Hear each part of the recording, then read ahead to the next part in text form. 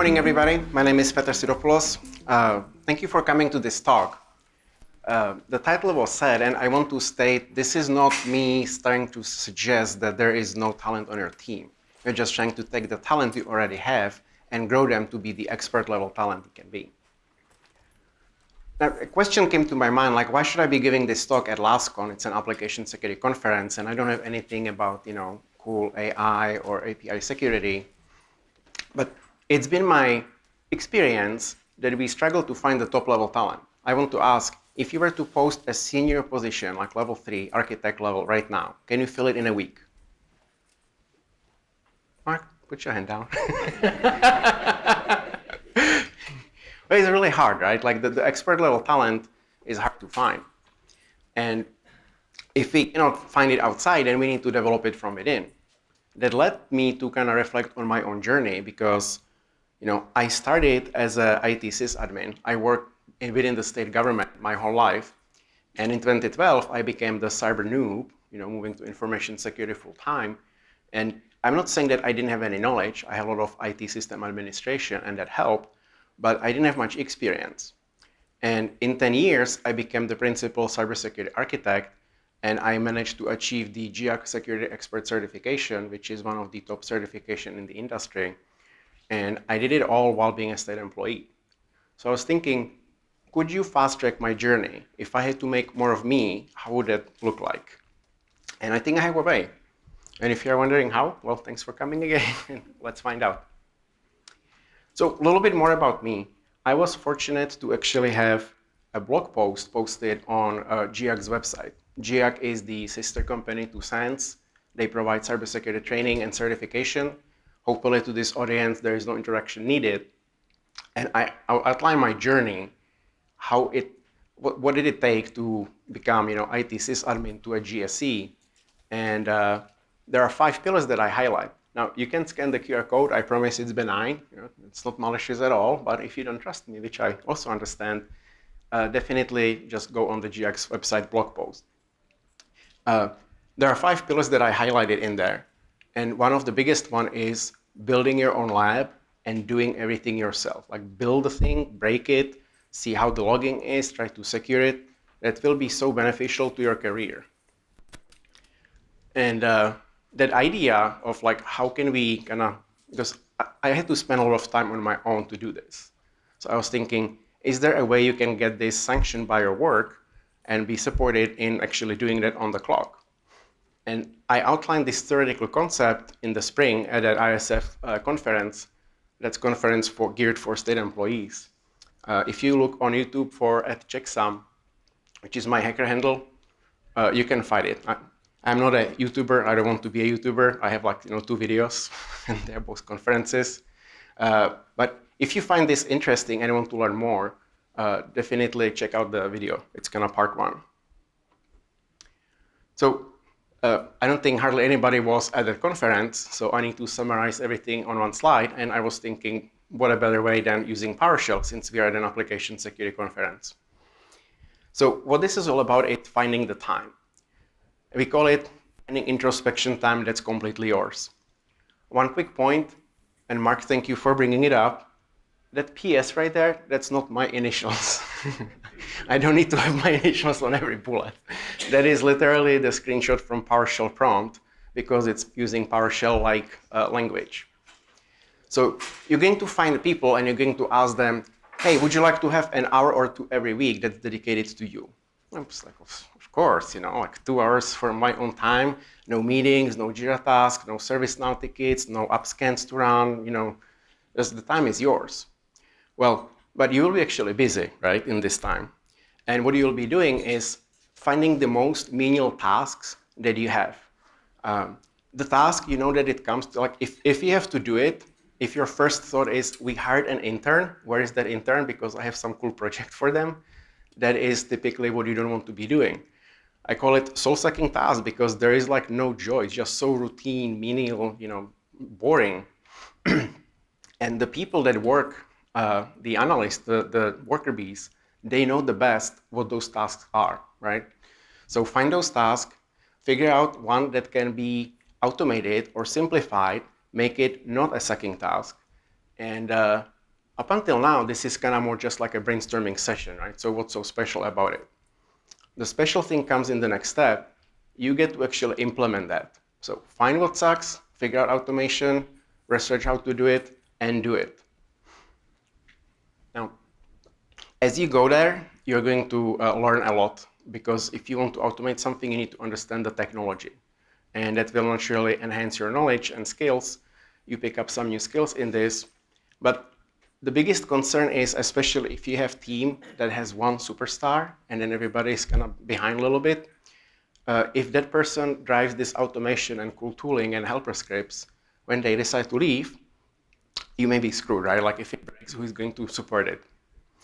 And to overcome this challenge, I'm saying that this is an iterative process. You find the first thing, automate, fix it, then find the next one. Before you get to go on step 2 or round 2, you will train the team. You will update documentation so that it's clear to how to support this. And moreover, the team will get to vote whether they allow you to move on. And if not, then you need to figure out maybe more comprehensive documentation, additional training. That way, there is no excuse for the team to know or say, you know, this person isn't, don't know what to do. You've been trained, there is documentation. Now, the benefits, obviously, it will save some time, but I want to highlight the mental health because it's still such a stigma. But you need to take care of your mental health, because if you are just hating your job because all you do is these manual tasks, it's not a good place to be, right? You need to be good. If you want to help yourself and others, you need to take care of yourself first. So that's kind of like what we'll be doing. But obviously, that's not just, cloud 9 and the castle in the sky. That's like all perfect. If you imagine this, you may have the entire team being interested, and you say, hey, take 2 hours off from your week. That's a significant amount of time, potentially. So you need to get executive buy-in, and you need to present that as, are we okay taking a short performance hit with a hope and in exchange for a long-term gain? And the gain is, the team will be happier, the team will grow and learn, we will optimize our processes, we will streamline that, we will become better. Now, how do you know if you're becoming better is you need to establish metrics. And metrics are both for the program, so you know if it's working, and also for the individual contributors, because this is a crazy idea, right? People who know me will tell you that I'm crazy, and so I have this crazy idea, and you need to have some sort of measuring stick so that you know if it's working or not. Specifying the guardrails, this, in my mind, this is about unlocking intrinsic motivation. So that's like the drive within. Like you don't need any external prompt to do this. You want to do this because you want to fix your own problems and learn something at the same time. But some people may think of like, well, 2 hours a week, Friday 2 p.m., that sounds like a good time. I just get my weekend started early. And if you need to do it, by all means, you find the time when you are most productive, most creative, and where it makes more sense. If it's Saturday at 6 a.m. before everybody wakes up at your household, sure, take the Friday off and do that. The success factors is another strong consideration, because especially if executives will be like asking, hey, how are we doing 3 months in, 6 months in? Do you know if the program is working? When you look 12 months from now, and you did multiple rounds of this iteration by many people, what did it buy you? Like how much more efficient are you? And you absolutely need to enforce the exit gate as well. So that's the talk. It's hard to compress an entire talk into a few minutes and on one slide. But this talk is more about, I presented this idea at TRS, my organization, and the leadership said, sure, Petr, this is a crazy idea. Let's try to implement it and see where it takes us. So introducing the TRS GSC initiative. And with a little bit of online help, I came up with this logo. The GSC definitely is inspired by the GIAC security certification, the security expert. And if you read my blog, I mentioned that for you to be able to get to the GSC level, you need to do these hands-on things. You need to understand everything. And this kind of feeds into it, but also helps the team. So for us, it stands for grow, simplify, and enhance. Now the enhance is not the movie enhance where you say, hey, this is a 3x3 picture of somebody and blow it up into 4K high definition and solve the crime scene. We are growing people's skill set because you're asking them to do something new. That's going to result in simplification of those menial tasks, and it will enhance our tooling and capabilities. And if you think about it, this should raise the maturity of the organization, because if your information security team is highly efficient and really excited about the cool things to do because those menial tasks are automated and not there anymore, then the whole organization benefits. You may be asking also what those tasks are. So like some examples, right? A lot of times people ask me like, why do I always write some scripts to do things when we have the tools to do the things? And I'm usually like looking for the niche functionality that's not provided by the tool, and it helps, and they are very useful. And this is definitely a lot about scripting and writing automation in whatever way. But let's think about our portfolio. Sorry. We have the threat vulnerability management platform, we have our EDR tool, we have our DLP, we have the endpoint configuration management, and you spend probably a lot of money, you build these tool sets. How much percent are you using of each of the tools? Like, who here knows for a fact that across the entire enterprise suite of tools they use 100% of those functionality? Mark, put your hand down. Yeah, I mean, if you do, please come tell me how you did it, right? Because I'm interested. And if you think about this, presenting to the executives, you tell them, hey, we will increase our return on investment by taking advantage of the tool by more than 40%. Executives will listen to that. So you can take this time and learn the tool that you have and figure out how it can help you be more efficient. Generally, anything that will end up in speeding something up while you learn something is worthy for this GSC project. And don't think like grand scheme, like enterprise class software. It can be some micro automation things. Like an example thing for us is, we block ad links on our web proxy. And you should do that too, because ads are annoying and full of malware. So a lot of times it happens that somebody searches for a site, they click on the first link, which is the ad, and they get blocked. And they say, well, there is a nice link, I need access to this site, and we get an email. That's cool, and it's really easy to solve, but you see that it's just like, hey, scroll down and click on the fifth link, and that's the actual link, and it's not blocked. So can you do some sort of Power Automate automation that can read these and like reply back automatically and says, hey, this is how you solve it? Now, another thing is, the integration of third parties, the third-party applications. So I said, TVM, EDR, DLP, some, few other tools. Do you know that all your assets that you have are reporting correctly to each of those tools? And can you do a diff to see, what is not reporting when? Or maybe there is a new asset that you pick up from the DHCP logs that you don't see in any of those tools. Well, what is it, right? If you have to do this manually, and need to be careful with this, because you say, I log into 5 tools, pull the reports, do the diffs, use Excel. It took me 3 hours to do it. And you have a nice report.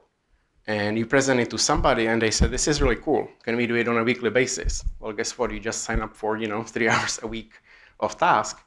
But is there a way you can pull these asset inventory from all the tools and do the diffs? And if everything is okay, you get an email once a week that says, hey, we are good.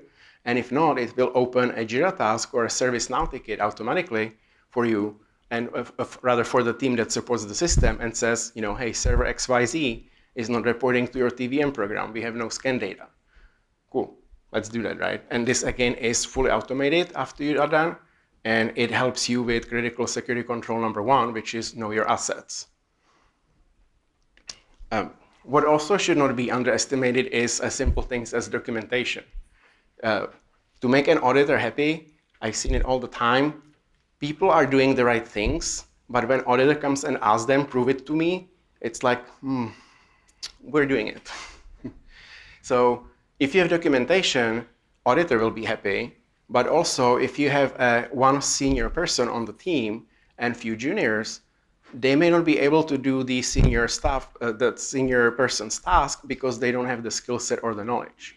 If you give this time to that person who is senior and they create comprehensive documentation and train the team, then guess what? They are free to do some other stuff, and those people can go and do that. So how did we get started actually? So this is specific implementation of my crazy idea at TRS. And this is a good time to give a shout out to my leadership because again, I presented this and they said, yeah, let's try that. And also a shameless pitch, we have 2 open positions. One is an AppSec engineer. So if you want to help us re-envision our SEC program and leave lasting impression on the TRS to help teachers. And we also have a SecOps position. Please come talk to me. So we said 1 hour a week because we don't know how this will go, right? It's an experimental thought. The person who is identifying what to fix is the participant who signs up. They're going to present the ideas to the manager and me as the architect. 1, because I came up with the program, and B, in my role as an architect, I can help them, maybe see like, you want to do this, but can we do something else that may benefit us more? Or maybe it's simpler to do. Whatever makes the most sense, we select and do. And there is a key step in here. We need to identify requirements. So I sign up for, hey, I want to create the inventory automation between 5 platforms. And I'm going to use Python or PowerShell or PHP, my favorite, right? To write automation. And you never wrote a script before. Well, clearly you need to get some training. Maybe you need to get a different tool. Now, think about if you want to write a script and you never coded it before, is such a major task the right thing to start with? Maybe not. Maybe start smaller. And with those metrics, they absolutely need to be individual. I'll talk a little bit more about this, but you cannot measure against multiple people that are different skill set level. You also need to include the exit gate, and I'll talk about it as well. And then we get started. So obviously, you need to be managing and checking on progress. We decided that the manager is, our management is really hands-off. They fully trust the people, which is excellent. I really like that. But at the same time, they're accountable for knowing what you are doing and how your time is spent. So we decided at least once a month, provide a update to the management. What that helps you with is if there are any blockers, and there will be some, the manager is there to help you remove them, right? Don't try to solve that yourself. And the management trusts us 100%. And this is like, again, I'm thinking about the intrinsic motivation. The last thing I want to have is a manager who is micromanager and like sticking their nose like, hey, how come we don't have anything yet? What are you doing now? What are you doing now? If you are micromanaging like this, especially for this project, I think it works directly against what you're trying to achieve, right? So my suggestion and pro tip, apply micromanagement style and throw it where it belongs, into out null or dev null or essentially the trash, right? So how does the exit gate look for us? We have an enterprise knowledge base, and you need to update exactly what did you do, where does it run, what platform is it using, does it need periodic patches, because you don't want to introduce vulnerable platform and never touch it again. If something breaks, what could be the most reason for that? And if you think about, we have the cloud-based platforms are great, but they keep changing all the time, and they may not even tell you that it's changing. So if you are pulling some data sets and it's like a CSV file without headers, you should validate that each of the column is the right data, because if they make a change and now your IP address is in a different column, that may be, you may be getting some junk on the ingestion. So any problems they may anticipate. The exit gate also includes training, and again, a shout out to my leadership because I ask for 1 hour each week to do training and help my team grow and learn, and they like the idea, and that's what we've been doing pretty much, since I started. So in this session, you will present like, hey, this is what I created, because if you don't train your team and you don't tell them what you did, how can they take advantage of your cool automation, right? And as I said, the team votes. So can you support this if it breaks? Maybe I created something and I am on vacation in Europe and you want to, something doesn't work. So the team gets to vote. and we require at least half of the team to say, yes, I can support this. And if they can, then I'm clear to start the next phase. Now, some reality check, right? Like, again, I had a grand vision, we're trying to implement it, and then I met reality, and I was like, okay, well, maybe it doesn't work as I envisioned that. And the biggest thing is finding the dedicated time is difficult. And what are the reasons? One of them is you can take time off. We unfortunately started this program right before the summer vacation, and I took off for a month, so I wasn't there for a month, and that is an impact to the team. So you may not have time for these things. There may be events of interest. So incident or event of interest. If you have a major breach or ransomware going on, the last thing you want to know is have your senior people writing automation how to reply to emails, right? On block ad links. You want them on the job. And some executive directives just, your CISO is getting ready to present to the board and they ask you for some results.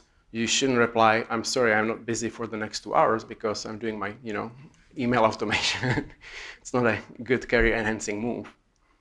So how can you overcome these is you can try to make up the time. I said that we selected 1 hour a week. The week goes and there is something crazy happening, I don't have the time. And the next week is the same. After 2 weeks, I can ask, did I choose the right time slot to do this? Is that maybe, something always breaks, Friday late afternoon to ruin your weekend. So maybe I'll do, Tuesday midday. More so, if you look at, 3 or 6 months in, if you meet more often than not, I consider it as a success. Now, I'm telling you, like, this is what I think how to grow the expert level talent, but this is not a magic solution. Like you start doing this and 3 months later, everybody's at expert level. This will be slow and ongoing, but if you start small and have some quick wins, I think this can grow. And, I heard from my neighbor over here that they have Thinking Thursday, and they essentially, his company has time dedicated to exactly things like that. So I really like that. You can also, and this is, I admit, I struggle with this a lot. When I get asked to do something, I want to deliver the best product possible. And if it's not perfect, then I better not do it at all. But there is a good enough or better than before, and that's okay, right? Because we have limited time, you can always do a version 2 and then version 3. Don't forget that you can also simplify the task because, maybe you sign up, like I outlined the 6 platforms, doing the diffs and pulling all the tools. Let's start with 2, right? Now, this one was the most, I guess, kind of eye-opening for me. Will this result in splitting the team into tiers? Because again, you introduce this idea, hey, my team, who wants to be on this project and learn and grow and do some cool things while getting some time to do that? And, half of you raise his hand and wants to join, the other half does not. Should you punish on performance review the people who don't take advantage of this? Because it's like highly encouraged or not. Now, fortunately, I'm not in management and I have no desire to be in management, so I don't have to worry how this will be reflected. My boss will have to figure it out because we just started a few months ago, so it's too early to do anything about it. My general idea, though, how I would go about this is look at your own managerial style and the culture of your organization. Because if you try to go against the organizational culture with some of your crazy ideas, that's not a recipe for success, right? That will backfire. Now, my own take is do not necessarily punish the people, but try to create an additional benefits of sorts that is within the budget that you have. And I know some of us work for, state government and we have limited budgets, but do solid, normal performance evaluation for everybody, because if, this row said, I don't want to do this, but they are excellent workers and they do, good things, there's no need to punish them and steal money from their performance bonuses and put it, to the middle row that's like everybody is in. But if you can ask for additional bonus, because again, these people are taking on something new and it will help the team and they will grow, then have some sort of bonuses or perks for these people. What I would highly discourage though is comparing, somebody comes fresh from school, they just got their bachelor's in cybersecurity, On the other hand, you have somebody like me who's been doing it for 12 years. Can you compare us? Well, not really, right? Like they can be, delivering tasks at much faster pace than I can, but mine are more complex. How can you compare that? You cannot. And if you recall, I mentioned you set up metrics that are individual. So you agree when you sign up for this, I will be delivering at this pace. That's something I can support and do. And then you can be measured against your own, scale. So that's my idea. Now, this is again elaborating on if you don't have the time to do these grand ideas, can you just break it up? So my situation of pulling those APIs, you never did anything like that. Well, step one, learn how to do it, right? You can build stepping stone. Let me talk to the TVM platform first. I want to pull all the data sets and see the last time any asset checked in and what was the date of the last scan. I want to save it in maybe a database, in a NoSQL type of document store, maybe just plain JSON files. And I have this data set and it pulls on daily or weekly basis. And then a few months go by maybe, and then you have time again. So you go and you pull the EDR platform and say, hey, what data sets do you have? Are they checking in? Do they have the right policies? And in the third step, you can go and say, I have 2 data sets, I can do the diff and build the automation. Hey, is everything reporting? And then next round, you are going to add in the endpoint configuration management tool or whatever else is next. As a practical example, another thing I want to highlight is the self-service phishing for phishing results for employees. So we all love phishing, right? Especially I see some people that send phishing emails, so it's always fun to send them, less so if you actually click on something. But we started to include information like, hey, in the last 12 months, you have clicked on 3 campaigns, and we CC the manager of the person. What we didn't realize is just about every person who got that email replied back and said, can you tell me which ones? Because I don't remember. And, I don't know what I had for dinner last night, but let alone, 9 months ago, I clicked on a link. So we have to go to our phishing platform, pull the reports, and send it to them. And sometimes the manager asks, oh, that's a good idea. How did my other people do? Those that didn't click. And you can see that that's going to be potentially a lot of work. Now, I think it's helpful to kind of be exposed to, hey, this is how your people are doing against phishing, but we sign up for a lot more work that we didn't intend to. So we decided to think, okay, this is an excellent GSC candidate, and our data source is obviously the phishing platform. Now, the phishing platform may have capability to give you this, that you can create based on roles. So our vision is if you log in and you see the data, if you're an employee with no direct reports, then you will see your own data only. If you're a manager, you will see the level below and yourself. We decided to cap it at level below because if a CEO logs in, they may get a lot of data back. And if the tool doesn't easily support this, then you can build your own, right? And again, you learn a lot about doing this. So initially, we were thinking about a custom web page that will be providing the results that are saved in a JSON file for simplicity, so we don't have to deal with database. But then we were thinking, let's actually use Power BI. And if you explore Power BI, they actually have some capability to maybe pull the data set using API calls.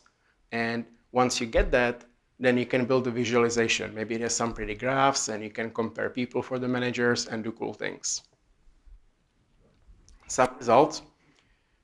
We believe that we saved about, or when we proposed this, right? Because I said you need to have some metrics. So we were thinking that whenever this ask comes, it takes about 5 minutes. You have to log in, go through MFA, find the person, pull the report, look at a few things, send it back. So 5 minutes. If it's a manager, it can be closer to an hour because they may have 15 people and you have to pull all of those. And you shouldn't be sending information from everybody else. So this is the routine, boring things where you just menial task of selecting something, preparing it into an Excel file and sending it. So let's have them self-serve. And the OLA improvement, operational level agreement, we don't respond to these emails right away. So there is naturally some time before we are aware of this ask, and then we need to do it. So that went from minutes potentially to hours to essentially no time at all. Because now when this is done, and actually it is not, it's ongoing, when this is done, like we don't have to worry about this ever again. Because the automation will go and check periodically for new campaigns. It will check the status of the campaign. And when the campaign is completed, it will pull the data sets and now you have it. Another cool thing is pulling some data like that back to you. Cloud vendors are eager to keep your data for a long time for a price, and the price gets pretty steep. So a lot of them is you keep maybe 1 week worth of data, maybe 3 months, maybe a year. But why not have history for the last 5 years or more for the phishing? And the time that we estimated it will take is about 10 hours for all of that. And so we do 1 hour a week. That will be a 10-week project. And again, as I said, we had some setbacks, like people leaving for vacation for a long time, people having a baby and taking some time off, which I highly encourage you to do. So we didn't get there quite yet. We are like 70% done. We are just waiting for the graphical piece to be done with this. So I don't know if those metrics that we envision will be actually realized, but I got some good feedback from the team that's actually working on that. So 4 months later, how does that look like? Well, we had about half of the team join, just under half. And another realization is if you look at your team members, there was no surprise in who signed up and who does not, or who did not, right? You can kind of see like the people that are driven and want to do this, they just maybe need the, hey, you're okay to do it. We support you in doing that. And you don't have to worry about other things when you do that. And some people are just content and happy, I'm doing my job and I'm fine. I don't need to be going through some crazy GSC projects. We identified several promising tasks. And as I said, the progress is definitely there, but it's a little bit slower going than I was hoping for and anticipating. But we just started like 3 or 4 months ago. So maybe in a year, I may have a more update and see actually if that idea was completely out of the left field and so crazy that didn't work, or if it actually was beneficial. People are also learning something new, and that was my criteria for success, because you are learning and you are growing. Was it all worth it if I had to do it again? Absolutely. I really think it's working for us pretty well.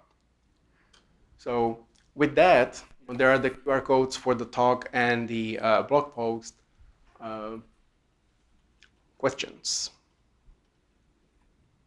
Yes, Mark? So what kind of infrastructure did you have to set up to support something like this? Do you have like a virtual server or something in the environment that you can just push like your scripts into? Well, so if you have something already, then you use that. Oh, the question was what sort of infrastructure we had to set up to support this. And we actually already had some script server that can be used. The Power BI is in use by the agency. So it's just, getting some access to the data sets, setting permissions.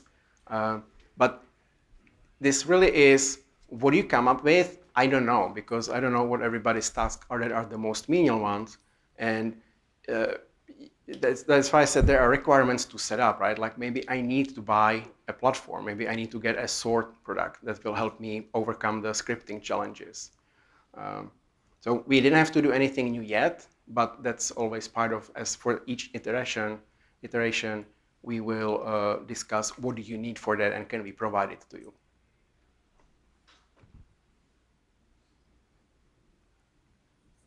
Yes? So when you identified the projects, probably that was easier than identifying the participants. How did you get people join or communicate to them the idea? Yeah, so I had the presentation at the conference and my entire team showed up. They kind of volunteered to be there for me, so they got to see it during a presentation. But if you have some sort of team meeting, just outline this idea and then have, this is what it is about, and just, check the temperature in the room. Like, do you have people just looking at you, you're crazy, and not for me, or other people like, maybe, I'll try that. So I had an advantage of, having the presentation. Okay. Any other questions? Tim, you look like you want to ask something. I'll wait. For what? Ask me after lunch. Okay, well, if there are no other questions, then thank you all for your attention and for coming, and hopefully you enjoyed the talk.